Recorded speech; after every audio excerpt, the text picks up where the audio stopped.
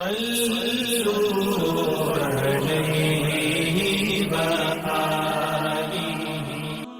اللہ صلی اللہ علیہ وسلم جب مدینہ تشریف لائے تو پہلے اپنی نانہال اترے جو انصار تھے،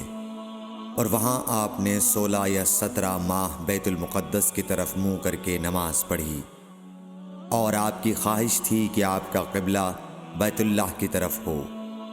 جب بیت اللہ کی طرف نماز پڑھنے کا حکم ہو گیا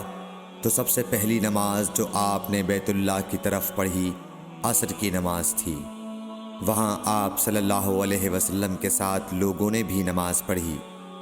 پھر آپ کے ساتھ نماز پڑھنے والوں سے ایک آدمی نکلا اور اس کا مسجد بنی حارثہ کی طرف گزر ہوا تو وہ لوگ رکوع میں تھے۔ وہ بولا کہ میں اللہ کی گواہی دیتا ہوں کہ میں نے رسول اللہ صلی اللہ علیہ وسلم کے ساتھ مکے کی طرف منہ کر کے نماز پڑھی ہے۔ یہ سن کر وہ لوگ اسی حال میں بیت اللہ کی طرف گھوم گئے، اور جب رسول اللہ صلی اللہ علیہ وسلم بیت المقدس کی طرف منہ کر کے نماز پڑھا کرتے تھے، یہودی اور عیسائی خوش ہوتے تھے، مگر جب آپ نے بیت اللہ کی طرف منہ پھیر لیا تو انہیں یہ امر ناگوار ہوا۔ زہیر ایک راوی کہتے ہیں کہ ہم سے ابو اسحاق نے برا سے یہ حدیث بھی نقل کی ہے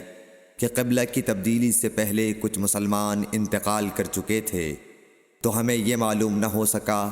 کہ ان کی نمازوں کے بارے میں کیا کہیں۔ تب اللہ نے یہ آیت نازل کی، وَمَا كَانَ اللَّهُ لِيُضِيعَ إِيمَانَكُمْ، سورہ بقرہ آیت نمبر 143، صحیح بخاری حدیث نمبر 40۔